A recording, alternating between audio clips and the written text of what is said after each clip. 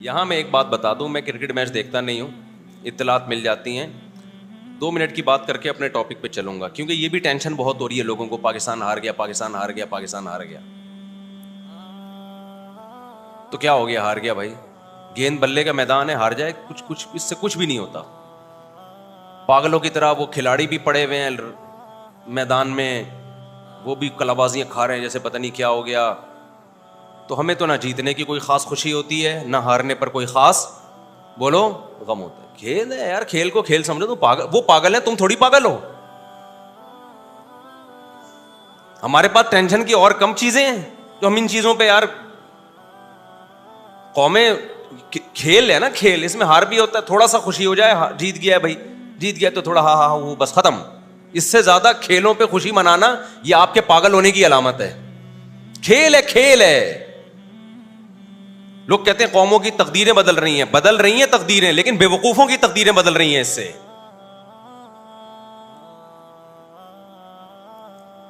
جب بے وقوفوں نے اس کو اتنی ویلیو دے دی ہے نا، بے وقوف لوگوں نے، تو ان کی تقدیریں یقیناً بدلیں گی اس سے، لیکن عقل مندوں کی صحت پہ اس سے کوئی فرق بولو نہیں پڑتا۔ آپ سائنس ٹیکنالوجی کے میدان میں ہار گئے ہو، اس پہ روتے ہوئے اچھے لگتے ہو۔ آپ میدان جنگ میں ہار جاؤ، اس پہ روتے ہوئے اچھے لگتے ہو۔ آپ اکنامکلی معیشت کے میدان میں ہار جاؤ، اس پہ روتے ہوئے اچھے لگتے ہو۔ ہمارا بھی دل چاہتا ہے رونے کا، جب بجلی کا بل آیا نا، تو یہاں تو میں ہنس رہا ہوں، آپ کو کیا پتا میں بند کمرے میں کتنا رویا ہوں گا جا کے۔ سبھی روئے ہیں نا، کوئی میرے اکیلے کی بات نہیں ہے۔ اس پہ روتا ہوا اچھا لگ رہا ہے کہ ابے اتنا بل تیرا باپ دے گا کیا؟ وہ آ گیا تھا کہ الیکٹرک والا بجلی کاٹنے کے لیے، تو ہمارے لڑکوں نے بولا اتنا بل تیرا باپ دے گا کیا؟ خیر وہ تو کاٹ کے چلے جاتے ہیں۔ میں تو سوچ رہا ہوں کہ جڑ سے اڑا دو بجلی کا کنیکشن یار، اندھیروں میں رہو، اندھیروں میں۔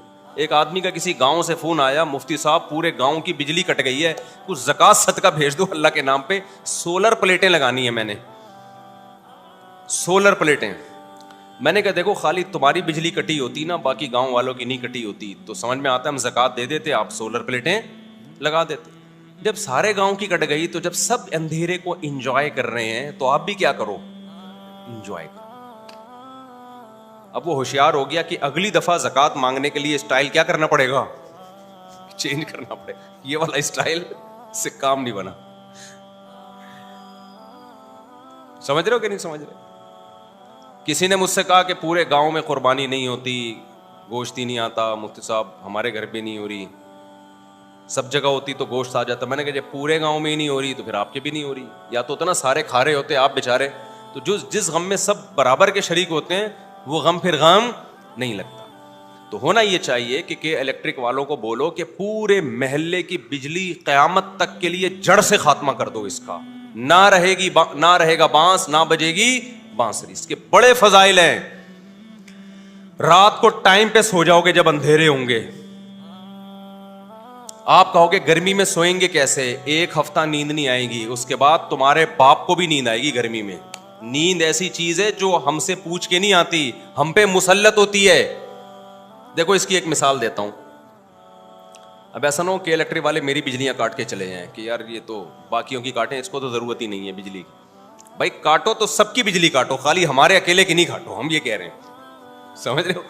سب کی بجلی کاٹ دو، سکون میں آ جائیں گے یار۔ یہ رات کو انٹرنیٹ پہ بیٹھنا، موبائل، ٹک ٹاک، ان چیزوں سے جان چھوٹ جائے گی۔ آپ مجھے ایک بات بتاؤ، شور میں نیند نہیں آتی نا، لیکن ٹرین میں تو آ جاتی ہے، اتنا شور ہو رہا ہوتا ہے۔ کیوں بھائی؟ تھوڑی دیر تک نہیں آئے گی، جب نیند کا غلبہ ہوگا تو نیند اسی شور کی عادی ہو جاتی ہے، پھر تو ٹرین رکے گی تو آنکھ کھل جائے گی، یہ آواز ایک دم بند کیوں ہو گئی ہے؟ ٹھیک ہے، تو یہ جو گرمی میں نیند نہیں آئے گی 4 5 6 دن نہیں آئے گی، اس کے بعد باڈی اسی کی عادی ہو جائے گی، باڈی اسی کی عادی ہو جائے گی۔ دیکھو میں پنکھوں کا عادی ہوں، اے سی کا عادی نہیں ہوں، تو میں پنکھا ہی چلا کے سوتا ہوں، مجھے پنکھے کی جو آواز ہے نا ڈنگ ڈنگ، اور جتنا پرانا پنکھا ہوگا اتنی اچھی نیند آتی ہے مجھے۔ تو ہمارے گھر والے کہتے ہیں بھائی یہ پنکھے کی آواز سے نیند خراب ہو رہی ہے، میں کہتا ہوں یہ میرے لیے لوری ہے، اور جتنا پرانا پنکھا ہوتا ہے مجھے نیند اتنی اچھی آتی ہے، کیونکہ اچھا پنکھا ہوگا اس میں آواز کم ہوگی، पुराना पंखा डंग डंग डंग डंग ऐसे आवाज आ रही थी, डंग डंग डंग। वो पुराना जमाना मुझे याद आता है यार, वंस अपॉन अ टाइम इस तरह के पंखे हुआ करते थे। तो मुझे अपना बचपन याद आता है। हमारे एक, शायद मेरी दादी को जहेज में मिला था, एक पिटिसल फैन था ठीक है, वो ऐसे ही घूमता था डंग डंग डंग करके। मुझे वो जमाना याद आता है और बड़ी सुकून की नींद आती है। मैं कहीं भी जाता हूं पंखा तलाश करता हूं, यार पंखा चलाओ डंग डंग डंग, नहीं तो नेट पे पंखा लगा के, पंखे की आवाजें इंटरनेट पर भी हैं, इससे पता चलता है सिर्फ हमारी बीमारी नहीं है, बहुत से लोगों की है ये। इंटरनेट पे लोगों ने पंखे की आवाजें यूट्यूब में डाली हुई हैं। तो जिस चीज का अपनी बॉडी को आदी बनाओगे भाई, वो आदी बन जाएगी। अब मैं सऊदी अरब में 2 महीने रहा, तो होटलों में ही रहा जाता है, वहां पे धूप ही, अब जब हरम में निकलोगे तो धूप होगी, वरना धूप नहीं है। तो इतना डिप्रेशन हुई है, एक टेंशन हुई है भाई, ये कैसे घर है, ना धूप ना वेंटिलेशन। हम तो कराची आए तो यहां देखा कि यार धूप भी है, हवा भी, हो ऐसा दिमाग को सुकून मिला। तो बिजली के जो बिल आ रहे हैं ये कम नहीं होंगे। आप अपने हुक्मरानों से उम्मीदें लगाना छोड़ दो।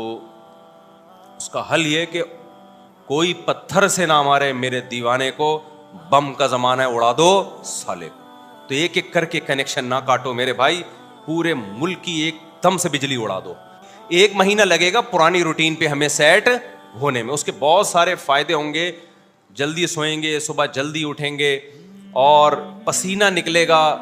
आप पसीना निकलना इतना, देखो गर्म इलाके के लोगों की उम्रें लंबी होती हैं, ठंडे इलाके के लोग वैसे लाल टमाटर होते हैं, उम्रें बहुत कम होती हैं। ठंडे इलाके, फालिज, ब्लड प्रेशर, ये ज्यादातर ठंडे इलाकों की बीमारियां हैं। गर्म इलाके के जो पसीने जब निकलते हैं ना, बॉडी में फ्लेक्सिबिलिटी रहती है, लचक रहती है, तो बॉडी सही रहती है इंसान की, पसीना निकलता है। तो मैं यस कर रहा था कि हमारे नबी सल्लल्लाहु अलैहि वसल्लम को अल्लाह ने दौलत दी, मगर आपने रखी नहीं, जिसकी वजह से हमारे नबी का लाइफ स्टाइल ऐसा था कि उसमें ऐशो इशरत का कोई सामान नहीं था। लेकिन अगर किसी ने पैसा रखा हो, फिर अगर वो इस्तेमाल ना कर रहा हो, तो ये कंजूसी का आला दर्जा है, शरीयत इसको पसंद नहीं करती। आज लोग पैसा रखते हैं, पैसे उनके पास जो है ना वो फरारी रखने के हैं और घूम रहे हैं फटफटी पर, और जब इनसे पूछा जाए कि यार ये तुम्हारा लाइफ स्टाइल कैसा है, तो जवाब देते हैं हमारे नबी की जिंदगी क्या थी, सादा थी। तो भाई हमारे नबी के अकाउंट में पैसे नहीं होते थे, आपके तो अकाउंट में पैसे हैं, आपके तो बहरिया टाउन में प्लॉट हैं, फिर जौ की रोटी खा रहे होते हैं। हमारे हजरत एक दावत में गए, एक पीर साहब ने ना, मुरीद ने दावत की, मुर्गे रख दिए, निहारियां, और वो एक पीर साहब जो थे, उसके जाहिल पीर थे, वो पीर साहब ने कहा ये क्या रखा इतना खाना, हमारे नबी तो जौ की रोटी खाया करते थे, ये क्या मुर्गे पका के और बिरयानी और निहारी, ये क्या है ये? तो हजरत ने फरमाया ये आपके लिए नहीं है, ये मेरे लिए, आप इनके लिए भाई कोई मसूर की दाल ले आ बना के। समझ में आ रही बात? तो एफिशिएंसी झाड़ने की कोशिश की जा रही है ना भाई। नबी सल्लल्लाहु अलैहि वसल्लम के पास तो कुछ था ही नहीं, जो था तो शाम से पहले सदका। पीर साहब आपका जो मुरीद है, इसके अकाउंट में अभी भी 1 करोड़ रुपए पड़े हुए हैं, और आपका अकाउंट कौन सा खाली है? आपकी जेबों में अभी भी लिफाफे पड़े हुए होंगे, अभी भी लिफाफे पड़े हुए होंगे। या तो सारा सदका कर दो, मुरीद से भी बोले सब सदका कर दे और गरीब होके बैठ जाए, फिर बेचारे के पास कुछ है ही नहीं, तो फिर जौ की रोटी खिलाएगा, तो खाओ भी जौ की रोटी। समझते हो कि नहीं समझते हो? तो ये कॉन्सेप्ट क्लियर करना बहुत जरूरी है कि दीन का इससे ताल्लुक नहीं है कि आपकी गाड़ी अच्छी है, आपके कपड़े अच्छे हैं, आपके जूते अच्छे हैं। अगर आपके पास पैसा है तो फिर अगर आपकी गाड़ी अच्छी नहीं है तो फिर आप बेदीन हैं, क्योंकि आप अपने ऊपर खर्च करते हुए मौत आ रही, और आज आ रही होती है। आपको लगा होगा कि एक आदमी लैंड क्रूजर में घूम रहा है, बड़ी लग्जरी लाइफ है, अबे भाई इसके पास जो पैसा है ना वो इससे भी ऊपर का है, वो बचाया हुआ बहुत ज्यादा होता है और दिखा बहुत कम रहा होता है। और उलमा सोलहा के पास हमने देखा है, अहलुल्लाह के पास जितना होता है वो छुपाते नहीं हैं, वो लोगों पे भी खर्च करते हैं, अपनी ज़ात पे भी, क्योंकि वो कहते हैं दुनिया मुसाफिर खाना है। नबी का इरशाद है कि तेरा पैसा सिर्फ वो है जो खा के ख़त्म कर दिया, पहन के पुराना कर दिया, बाकी तुम्हारा कुछ भी नहीं है।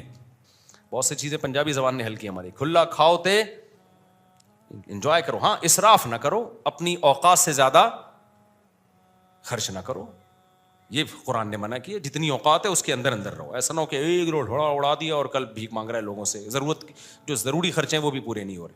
تو یہ اللہ تعالیٰ ہمیں جو ہے نا سمجھنے کی اور یہ بیلنس ہماری زندگی میں اللہ تعالیٰ پیدا فرمائے. وما علینا الا البلاغ. سنتوں کے بعد انشاءاللہ سوال جواب کا سیشن ہوگا. جو بیٹھنا چاہیں بیٹھ سکیں. اللہ اکبر. مہر کی رقم 2 تولے سونا اور 1 لاکھ روپے نقد. اچھا 2 نکاح ہیں, دوسرا بھی ہے, 2 عدد دولہا.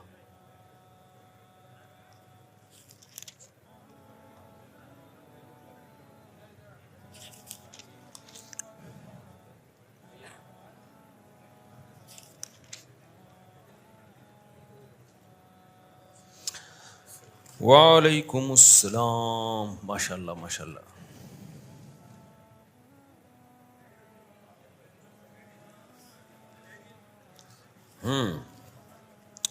ریان مجیب بل سید مجیب احمد آپ ہیں, اور دوسرے دولہا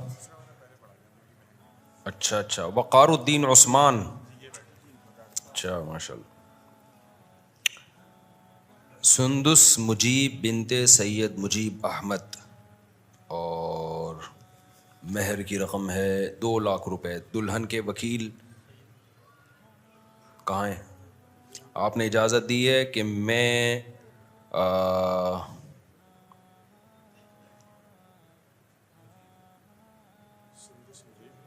آگے اچھا سندس مجیب ول سعید مجیب احمد کا نکاح 2 لاکھ روپے مہر میں وقار الدین عثمانی ول قطب الدین حقانی عثمانی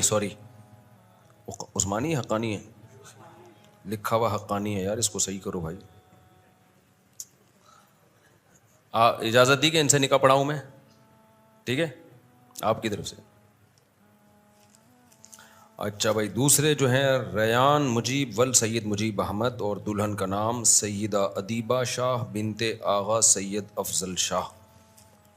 2 تولے سونا اور 1 لاکھ روپے نقد. اس مہر میں دلہن کے وکیل یہاں کون ہیں جی؟ کہاں ہے جی؟ آپ نے اجازت دی ہے کہ 2 تولے سونا اور 1 لاکھ روپے نقد. اس مہر میں سیدہ ادیبہ شاہ بنت آغا سید افضل شاہ, ان کا نکاح میں ریان مجیب ول سعید مجیب احمد سے کروں. اجازت ہے جی؟ الحمد للہ نحمده ونستعینه ونستغفره ونؤمن به ونتوکل علیہ ونعوذ باللہ من شرور انفسنا ومن سیئات اعمالنا من يهده الله فلا مضل له ومن يضلله فلا هادي له ونشهد ان لا اله الا الله وحده لا شريك له ونشهد ان سيدنا وحبيبنا وشفيعنا وسندنا محمدا عبده ورسوله صلى الله تعالى عليه وعلى اله واصحابه وبارك وسلم تسليما كثيرا. اما بعد فاعوذ بالله من الشيطان الرجيم. بسم الله الرحمن الرحيم. يا ايها الناس اتقوا ربكم الذي خلقكم من نفس واحدة وخلق منها زوجها وبث منهما رجالا كثيرا ونساء واتقوا الله الذي تساءلون به والأرحام إن الله كان عليكم رقيبا. وقال تعالى يا أيها الذين آمنوا اتقوا الله وقولوا قولا سديدا يصلح لكم أعمالكم ويغفر لكم ذنوبكم ومن يطع الله ورسوله فقد فاز فوزا عظيما. وقال النبي صلى الله عليه وسلم النكاح من سنتي وقال فمن رغب عن سنتي فليس مني. وقال النبي صلى الله عليه وسلم تزوجوا الودود الولود فإني مباهي بكم الأمم. وقال النبي صلى الله عليه وسلم تزوجوا ولا تكونوا كرهبان النصارى. جناب وقار الدین عثمان والقطب الدین وقار الدین عثمانی والقطب الدین عثمانی, میں نے 2 لاکھ روپے مہر میں آپ کا نکاح سندس مجیب ول سید مجیب احمد سے کیا. آپ نے اس نکاح کو قبول کیا؟ جزاک اللہ. جناب ریان مجیب ول سید مجیب احمد, میں نے 2 تولے سونا اور 1 لاکھ روپے نقد. اس مہر میں آپ کا نکاح سیدہ ادیبہ شاہ بنت آغا سید افضل شاہ سے کیا. آپ نے اس نکاح کو قبول کیا؟ جزاک اللہ جی. دعا کریں اللہ تعالیٰ ان دونوں نکاحوں میں برکت دے. الحمدللہ رب العالمین والعاقبۃ للمتقین والصلاۃ والسلام علی رسول الکریم وعلی آلہ وصحبہ اجمعین. اے اللہ ان دونوں نکاحوں کو اپنے دربار میں قبول فرما. ان نکاحوں کی برکتیں اللہ ان دونوں جوڑوں کو تادم حیات نصیب فرما. آپس کے اختلاف، انتشار، لڑائی جھگڑوں، ہر قسم کے شر فساد سے اللہ ان دونوں جوڑوں کی حفاظت فرما. اس نکاح کو اللہ ان کے خاندانوں میں جوڑ کا، محبت کا ذریعہ بنا، خاندانوں میں خیر اور برکتوں کا ذریعہ بنا. جس کی جو جائز مراد ہے اللہ اس کی مراد کو پورا فرما. ربنا آتنا فی الدنیا حسنۃ وفی الآخرۃ حسنۃ وقنا عذاب النار. صلی اللہ تعالی علی خیر خلقہ محمد وعلی آلہ وصحبہ اجمعین. اللہ تعالیٰ بہت مبارک کرے بھائی آپ، ماشاء اللہ بہت مبارک کرے اللہ تعالیٰ. وہ تمیز کا کام ہے نا، تمیز والا کام. نکاح خاندانی لوگوں کا کام ہوتا ہے، سمجھ رہے ہو.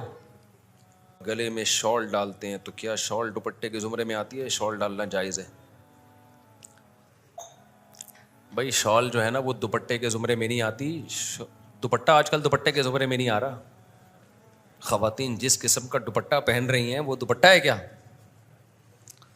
تو جو بھی جتنا پہن رہا ہے اس کو پہننے دو، اچھا ہے نا. تو اچھا ہی لگتی ہے شال، تو ہمارا کلچر ہے بھائی. ایک ہی تو اچھا کام کر رہا ہے وہ، اس پہ بھی آپ کو اعتراض ہو رہا ہے. پہنا کرو، شادیوں میں شال پہنا کرو، اچھا لگتا ہے یاد.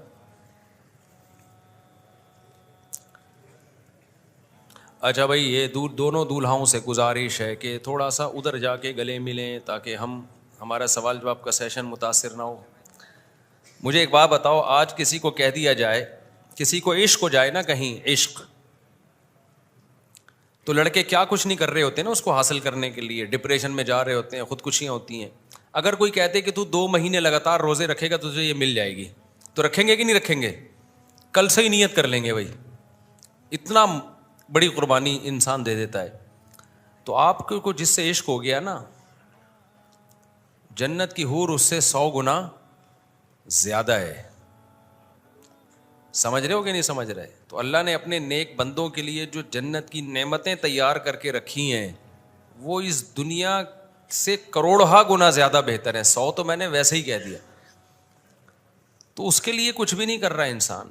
نفلی روزے تک نہیں رکھے جاتے، رمضان کے روزے پورے نہیں رکھے جا رہے آج کل لوگوں سے. تو وہی بات ہے، اللہ نے غیب پہ پردہ ڈالا ہوا ہے. تو اگر اللہ وہ تھوڑا سا ہٹا دے تو دنیا میں اس کی تھوڑی سی مثالیں ملتی ہیں، بڑی سے بڑی لوگ قربانیاں دے دیں. تو سوچو آخرت میں جو اللہ نے اپنے نیک بندوں کے لیے جو تیار کیا ہے جن نعمتوں کو، وہ کیا ہوں گی. جزام بما کانوا یعملون. قرآن کہتا ہے جو تم کر رہے ہو نا اس کا بدلہ تمہیں ملے گا. تو بدلے کے طور پر اللہ کیا کم دے گا؟ وہ تو جہاں ہماری سوچ ختم ہوتی ہے وہاں جنت کی نعمتیں شروع ہوتی ہیں. تو اس لیے وہ تہجد گزاروں کے لیے رکھی ہے، زنا اور شراب سے بچنے والوں کے لیے، نماز کی پابندی کرنے والوں کے لیے، شریعت کو مکمل فالو کرنے والوں کے لیے اللہ نے رکھی ہے. مفتی صاحب، منافق کی کتنی نشانیاں ہیں؟ کیسے پتہ چلے گا کہ سامنے والا منافق ہے کہ نہیں؟ کچھ علامت بتا دیں. دیکھو، منافق کی 2 قسمیں ہوتی ہیں. ایک ہے عقیدے کا منافق، ایک ہے عمل کا منافق. اب عقیدہ تو دل کی بات ہے، وہ نبی کے دور میں ہوتے تھے، نبی کو وحی کے ذریعے بتا دیا جاتا تھا. وہ آج کل تلاش کرنا نہ ہمارے بس میں اور نہ ہم اس کے مکلف ہیں. ہم مکلف ہیں زبان کے. اپنے آپ کو زبان سے کوئی مسلم کہہ رہا ہے تو ہم نے کیا ماننا ہے؟ مسلمان. ایک ہوتا ہے عملی منافق. تو عملی منافق مارکیٹ میں ہول سیل کے حساب سے ملیں گے آپ کو. بول کچھ رہے ہیں اور دل میں کچھ اور ہے. تو نبی نے 4 علامتیں بتائی ہیں. اذا وعد اخلفا. فرمائے نبی نے کہ منافق کی 4 علامتیں: جب وعدہ کرے تو خلاف ورزی، اسی وقت نیت ہوتی ہے کہ میں جھوٹ بول رہا ہوں، ٹوپی کرا رہا ہوں. اور اذا حدث کذبا. بات کرتا ہے تو جھوٹ بولتا ہے، پتہ ہی نہیں چلتا کہ کمبخت سچ بول رہا ہے یا. بہت سے لوگ ہوتے ہیں نا اتنا جھوٹ بول چکے ہوتے ہیں اب ان کی کسی بات کا اعتماد نہیں رہتا، پھینکتے جاتے ہیں. تیسری بات، وَإِذَا اؤْتُمِنَ خَانَ. جب اسے امانت دی جاتی ہے، اس پہ ٹرسٹ کیا جاتا ہے تو ڈنڈی مارتا ہے بیچ میں وہ. سمجھ رہے ہو؟ اور ایک چوتھی علامت، وَإِذَا خَاصَمَ فَجَرَ. جب بحث مباحثہ کرتا ہے نا تو گالی گلوچ پہ آتا ہے، اوقات دکھانے پہ آ جاتا ہے. دلائل سے بحث کبھی بھی نہیں کرتا. جس کے پاس دلائل ہوتے ہیں وہ دلیل سے بات کر رہا ہوتا ہے، جس کے پاس دلائل نہیں ہوتے وہ ادھر ادھر کی پھینک رہا ہوتا ہے بیٹھ، سامنے والے کو نیچا دکھانے کی. اکثر لوگ ذاتیات پہ آ جاتے ہیں نا. بھئی آپ کی بات کے بعد دلیل نہیں ہے تو فلانا ایسا ہے، تو ڈھمکانا ایسا ہے، یہ مولوی ایسے ہوتے ہیں، جو فلانے ایسے ہوتے ہیں. ابے تو چھوڑو، تو مولوی کیسے ہوتے ہیں، ابھی جو آپ سے بات چل رہی ہے اس کا جواب چاہیے ہمیں. مولوی کیسے ہوتے ہیں، مدرسوں میں کیا ہوتا ہے، یہ موضوع نہیں ہے. تو حدیث میں منافق کی علامت بتائی گئی ہے کہ وہ ذاتیات پہ آ جاتا ہے، گالی گلوچ پہ آ جاتا ہے. ہاں کسی کو ستایا جائے اس پہ، وہ جھگڑے کے دوران گالی گلوچ پہ آ جائے، وہ ایک الگ بات ہے. لیکن بحث کے دوران بات تمیز سے چل رہی ہو، پھر بلا وجہ منہ سے جھاگ نکالنا اور بلا وجہ آنکھیں سرخ کر لینا اور سامنے والے کو نیچا دکھانا، یہ اس کی علامت ہے. اب آپ دلائل کی دنیا میں خالی ہو گئے. دلائل ہوتے تو آپ پیش کر